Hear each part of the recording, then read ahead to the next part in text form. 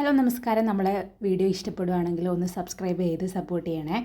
അങ്ങനെ മനു അലീനയെ ഫോൺ വിളിക്കുക കേട്ടോ. എവിടെയാണ് ഉള്ളത്, എറണാകുളത്താണോ എന്ന് ചോദിക്കുകയാണ്. അന്നേരം അലീന പറയുന്നുണ്ട്, എറണാകുളത്താണ്. മനുവേട്ടൻ എങ്ങനെ മനസ്സിലായി എന്ന് ചോദിക്കുകയാണ്. എന്നിട്ട് മനു പറയുന്നുണ്ട്, അച്ഛൻ ഇന്ന് കടപ്പാട്ടൂർ പോയിരുന്നു, അവിടെ ആരും ഉണ്ടായിരുന്നില്ല എന്ന് പറയാണ്. അന്നേരം അലീന ചോദിക്കുകയാണ്, അന്നേരം മേഡമൊക്കെ അറിഞ്ഞിട്ടുണ്ടാവുമല്ലോ. അന്നേരം മനു പറയുന്നുണ്ട്, അറിഞ്ഞു. എന്നിട്ട് എന്താ എന്നെ എറണാകുളത്ത് പോകുമ്പോൾ വിളിക്കാഞ്ഞേ എന്ന് ചോദിക്കുകയാണ്. അന്നേരം അലീന പറയാണ്, ഞാൻ അന്ന് വിളിച്ചിരുന്നല്ലോ. എന്നിട്ട് മനു പറയാണ്, എന്നെയും കൂടെ കൂട്ടാഞ്ഞത് എന്താണെന്നാണ് ഞാൻ ഉദ്ദേശിച്ചതെന്ന് പറയാണ്. അന്നേരം അലീന പറഞ്ഞു, എല്ലാവരും കൂടി ഇങ്ങോട്ട് വന്നപ്പോൾ തിരക്കായി പോയി എന്ന് പറയാണ്. അന്നേരം മനുവേട്ടൻ പറയാണ്, ഞാൻ ഒന്ന് വിളിച്ചെന്നേ ഉള്ളൂ, എവിടെയുണ്ട് എന്ന് ചോദിക്കാൻ വേണ്ടിയിട്ട്. ശരി എന്നാലെന്ന് പറഞ്ഞിട്ട് പെട്ടെന്ന് ഫോൺ കട്ട് ചെയ്യാം കേട്ടോ. പരിഭവത്തോടെ ആട്ടോ ഫോൺ കട്ട് ചെയ്തത്. എന്നിട്ട് അലീന അങ്ങനെ വിചാരിക്കുന്നുണ്ട്, മനുവേട്ടൻ എന്തിനാ ഇത്ര പെട്ടെന്ന് ഫോൺ കട്ട് ചെയ്തതെന്ന്.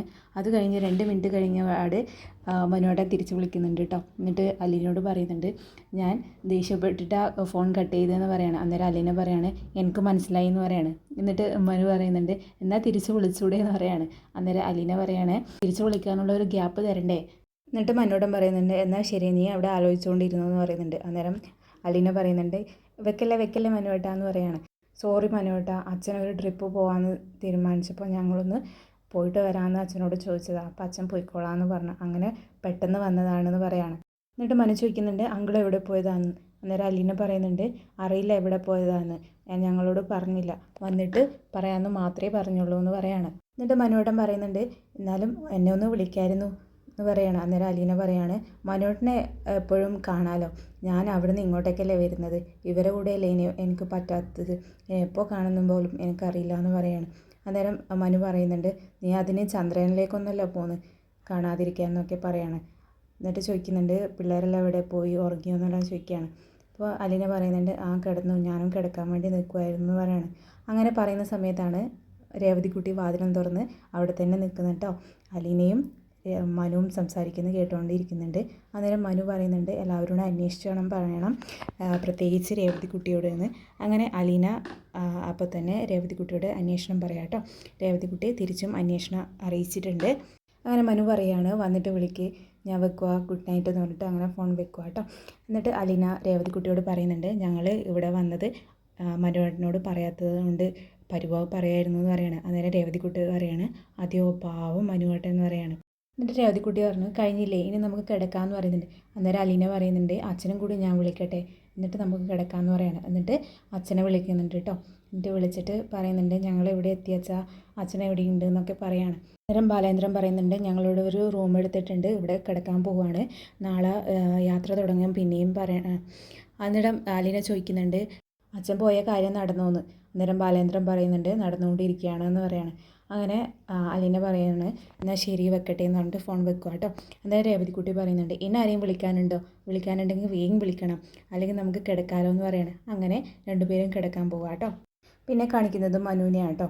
മനു വീടിന് ഫ്രണ്ടിൽ നിന്ന് ഫോൺ വിളിച്ചുകൊണ്ടിരിക്കുന്നുണ്ട്. ആ സമയത്ത് ഒരു ഓട്ടോറിക്ഷ കയറി വരുന്നുണ്ട് കേട്ടോ. അതിൽ മനുവിൻ്റെ അനിയത്തിയാണ് ഹോസ്റ്റലിൽ നിന്ന് വരുന്നത് കേട്ടോ. എന്നിട്ട് മനുവിൻ്റെ അനിയത്തി സാധനങ്ങളെല്ലാം ഇറക്കി വെക്കുന്ന സമയത്ത് മനു ചോദിക്കുന്നുണ്ട്, ഇതെന്താടി ഗോതമ്പ് ബാക്കോന്ന്. അന്നേരം അനിയത്തി ചോദിക്കുകയാണ്, മനുവേട്ടൻ ഇവിടെ വെറുതെ നിൽക്കുമല്ലേ, കാറും ഇവിടെ നിൽക്കുകയാണ്, എന്നെ ഒന്ന് കൂട്ടാൻ വരാൻ പറഞ്ഞിട്ട് വലിയ ആൾ കളിക്കുന്നു എന്നൊക്കെയാണ്.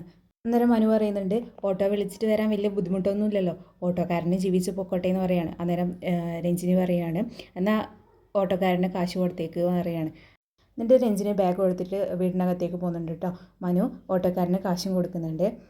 അങ്ങനെ വീടിനുള്ളിൽ കയറിയപാട് കമല ക്വസ്റ്റ്യൻസ് തുടങ്ങി കേട്ടോ. ഇതെന്താടി ബാണ്ടക്കെട്ടോ എന്ന് ചോദിക്കുകയാണ്. അന്നേരം അവൾ പറയാണ്, ഹോസ്റ്റലിൽ നിന്ന് വരുന്നതല്ലേ, അലക്കേണ്ട തുണിയെല്ലാം ഇങ്ങ് എടുത്തിട്ട് പോകുന്നു പറയാണ്. അന്നേരം കമല ചോദിക്കുന്നുണ്ട്, ഇന്നലെ എന്താ വരാഞ്ഞതെന്ന് ചോദിക്കുകയാണ്. അന്നേരം അവൾ പറയാണ്, ഇന്നലെ പൊന്നമ്പിളിയുടെ ബർത്ത്ഡേ ആയിരുന്നു, അത് ആഘോഷിച്ചുകൊണ്ടിരുന്നു. അന്നേരം കമല ചോദിക്കുന്നുണ്ട്, പൊന്നമ്പിളിയുടെ ബർത്ത്ഡേ ആണെങ്കിൽ നിനക്ക് വന്നൂടെ എന്നല്ലേ ചോദിക്കുന്നതെന്ന് പറയാണ്. അന്നേരം അവൾ പറയുന്നുണ്ട്, ബർത്ത്ഡേക്ക് ഞങ്ങൾ കുമരകത്ത് ഒരു റെസ്റ്റോറൻറ്റിൽ പോയി അവിടെ ഫുഡ് കഴിച്ചു, അവിടെ താമസിച്ചു എന്നൊക്കെ പറയാണ്. അന്നേരം കമല ചോദിക്കുന്നുണ്ട്, ഇന്നലെ രാത്രിയോ ചോദിക്കുന്നുണ്ട്. ഇന്നലെ രാത്രി.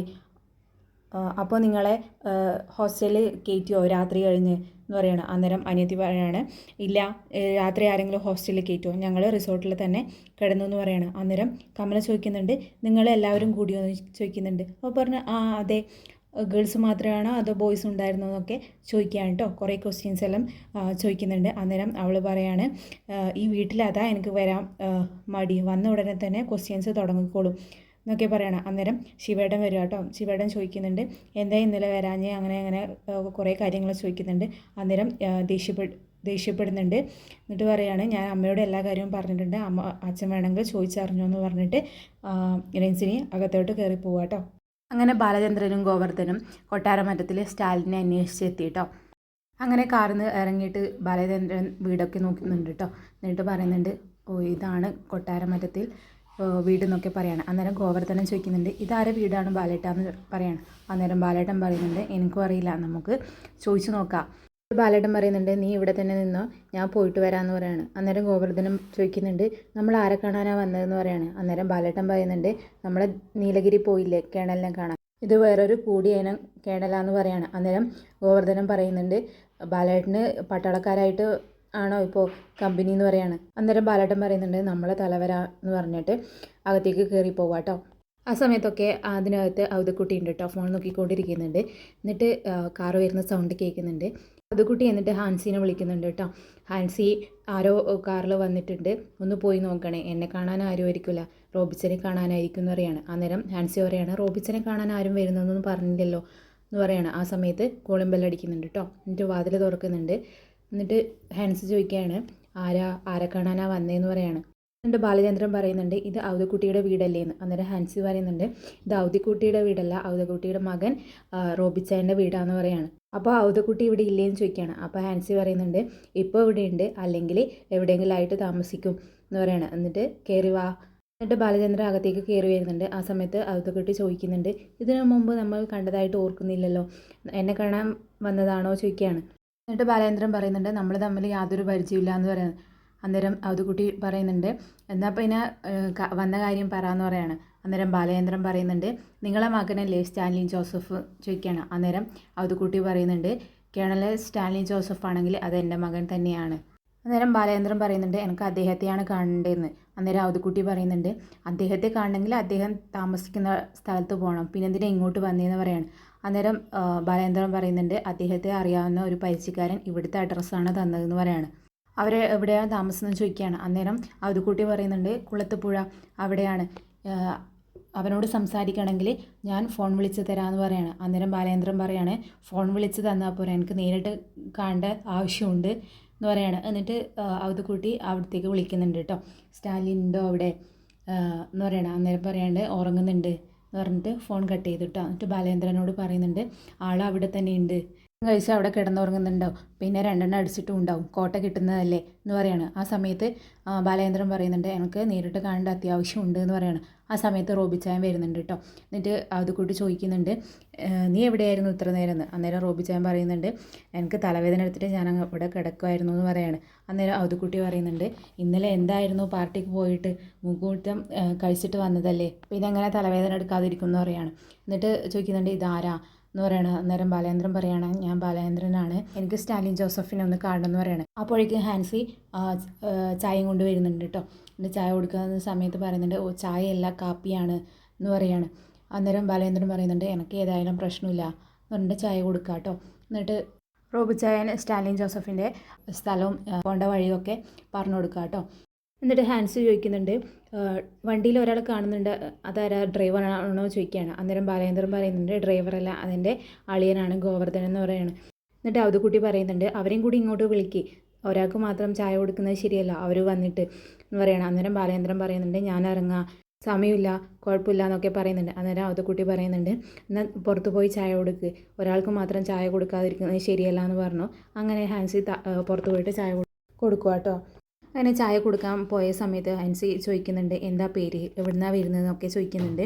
അന്നേരം ഗോവർദ്ധനം പറയുന്നുണ്ട് കേട്ടോ. എന്നിട്ട് ചോദിക്കുകയാണ് ബാലേട്ടൻ എവിടെ ഇറങ്ങാറായോ എന്ന് ചോദിക്കുകയാണ്. അന്നേരം ഹാൻസി പറയാണ് ഇറങ്ങാറായി എന്നൊക്കെ പറയാണ്, ചായ തണുത്ത് പോയല്ലേ എന്ന് പറയാണ്. അന്നേരം ഗോവർദ്ധനം പറയുന്നുണ്ട് അത് കുഴപ്പമില്ല, ഇവിടം വരെ കൊണ്ടു തന്നില്ലേ, അത് തന്നെ വലിയ കാര്യം എന്ന് പറയാണ്. ആ സമയത്ത് ബാലേന്ദ്ര ഇറങ്ങി വരുക കേട്ടോ. എന്നിട്ട് പറയുന്നുണ്ട് ഞങ്ങൾ ഇറങ്ങുവാണേന്ന് പറയാണ്. അന്നേരം ഹാൻസി പറയുന്നുണ്ട് ഓക്കെ ശരി എന്ന് പറയാണ്.